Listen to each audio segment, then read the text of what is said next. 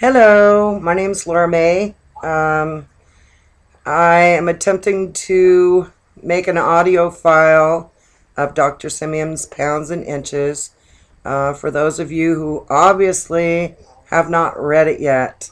If this makes it easier for you to understand the concept without asking the questions that are answered by Pounds and Inches, I hope this helps. Anyway, the first chapter is going to be the foreword. So please bear with me. I will soon start the diet, but I'm doing all my research first so that I'm ready. And thanks to all of you that have posted your successes and trials and tribulations so that the rest of us can learn from your mistakes or successes.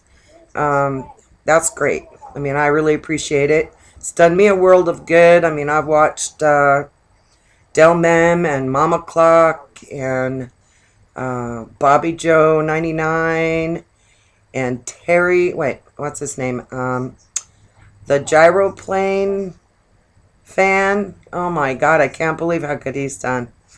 You're all so inspiring to me, and I've got about 50 pounds to lose, and I've been carrying it way too long. So anyway, my next 18, 19, 20 videos are all broken into segments, and they aren't numbered by chapters, so I just started with the boldface titles of each section. So anyway, here goes. I gotta put my glasses on. Alright. Okay, Pounds and Inches, A New Approach to Obesity by A.T.W. Simeons, M.D., Salvatore Mundi International Hospital, 00152, Rome. Anyway, forward. This is probably a little bit boring in the beginning, but I'll try to read it to where it kind of sort of makes sense. Didn't make that sense to me, but alright. This book discusses a new interpretation of the nature of obesity, and while it does not advocate yet another fancy slimming diet, it does describe a method of treatment which has grown out of theoretical considerations based on clinical observation. What I have to say is, in essence, the views distilled out of 40 years of grappling with the fundamental problems of obesity, its causes, its symptoms, and its very nature. In these many years of specialized work, thousands of cases have passed through my hands and were carefully studied. Every new theory, every new method, every promising lead was considered, experimentally screened and critically evaluated as soon as it became known. But invariably the results were disappointing and lacking in uniformity. I felt that we were merely nibbling at the fringe of a great problem, as indeed do most serious students of overweight. We have grown pretty sure that the tendency to accumulate abnormal fat is a very definite metabolic disorder, much as is, for instance, diabetes. Yet the localization and the nature of this disorder remained a mystery. Every new approach seemed to lead into a blind alley, and though patients were told that they are fat because they eat too much, we believed that this is neither the whole truth nor the last word in the matter. Hear, hear. Refusing to be sidetracked by an all too facile interpretation of obesity, I have always held that overeating is the result of the disorder, not its cause, and that we can make a little headway until we can build for ourselves some sort of theoretical structure with which to explain the condition. Whether such a structure represents the truth is not important at this moment. What it must do is to give us an intellectually satisfying interpretation of what is happening in the obese body. It must also be able to withstand the onslaught of all hitherto known clinical facts and furnish a hard background against which the results of treatment can be accurately assessed. To me, this requirement seems basic, and it has always been the center of my interest. In dealing with obese patients, it became a habit to register and order every clinical experience as if it were an odd-looking piece of a jigsaw puzzle. And then, as in a jigsaw puzzle, little clusters of fragments began to form, though they seemed to fit in nowhere. As the years passed, these clusters grew bigger and started to amalgamate until about 16 years ago, a complete picture became dimly discernible. This picture was, and still is, dotted with gaps for which I cannot find the pieces. But I do now feel that a theoretical structure is visible as a whole. With mounting experience, more and more facts seem to fit snugly into the new framework. And then, when a treatment based on such speculations showed consistently satisfactory results, I was sure that some practical advance had been made, regardless of whether the theoretical interpretation of these results is correct or not. The clinical results of the new treatment have been published in scientific journal, and these reports have been generally well received by the profession. But the very nature of a scientific article does not permit the full presentation of new theoretical concepts, nor is there room to discuss the finer points of technique and the reasons for observing them.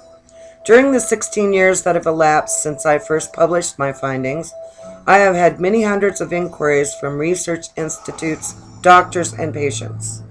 Hitherto, I could only refer those interested in my scientific papers, though I realized that these did not contain sufficient information to enable doctors to conduct the new treatment satisfactorily. Those who tried were obliged to gain their own experience through the many trials and errors which I have long since overcome. Doctors from all over the world have come to Italy to study the method, firsthand in my clinic in the Salvatore Muttidi International Hospital in Rome. For some of them, the time they could spare has been too short to get a full grasp of the technique, and in any case, the number of those whom I have been able to meet personally is small compared with the many requests for further detailed information which keep coming in. I have tried to keep up with these demands by correspondence, but the volume of this work has become unmanageable, and that is one excuse for writing this book. In dealing with a disorder in which the patient must take an active part in the treatment, it is, I believe, essential that he or she have an understanding of what is being done and why. Only then can there be intelligent cooperation between physician and patient. In order to avoid writing two books, one for the physician and another for the patient, a prospect which would probably have resulted in no book at all, I have tried to meet the requirements of both in a single book. This is a rather difficult enterprise in which I may not have succeeded. The expert will grumble about long-windedness, while the lay reader may occasionally have to look up an unfamiliar word in the glossary provided for him. Actually, I have not recorded the glossary. You guys can find the book online and read the glossary for yourself. Thank you. In dealing with a disorder in which the patient must take an active part in the treatment, it is, I believe, essential that he or she have an understanding. Oh, I just read that. Never mind. Sorry. I've been reading all day. I'm just redoing this first part because the lighting wasn't right and I had way too much lipstick on. Okay. To make the text more readable, I shall be unashamedly authoritative and avoid all the hedging and tentativeness with which it is customarily to express new scientific concepts grown out of clinical experience and not as yet confirmed by clear-cut laboratory experiments. Thus, when I make what reads like a factual statement, the professional reader may have to translate into clinical experience seems to suggest that such and such an observation might be tentatively explained by such and such a working hypothesis, requiring a vast amount of further research before the hypothesis can be considered a valid theory. If we can, from the outset, establish this as a mutually accepted convention, I hope to avoid being accused of speculative exuberance. Okay. Well, that's the beginning. The next subject is obesity, a disorder. So I hope this helps some of you understand the protocol per Dr. Simeon's and not just based on word of mouth like you're watching on YouTube. Okay? All right, well, good luck, everybody. And I'm going to post my HCG experience as soon as I get all my ducks lined up and I start it. Okay. Look forward to any of your comments or questions. Or well, I'm probably not the greatest to ask questions of yet. But actually, I am kind of anal retentive, so I have done a lot of watching videos and doing my homework before I start. I can't afford to screw up, so I'm going to do it right the first time. My cousin told me about this. She's lost 50 pounds.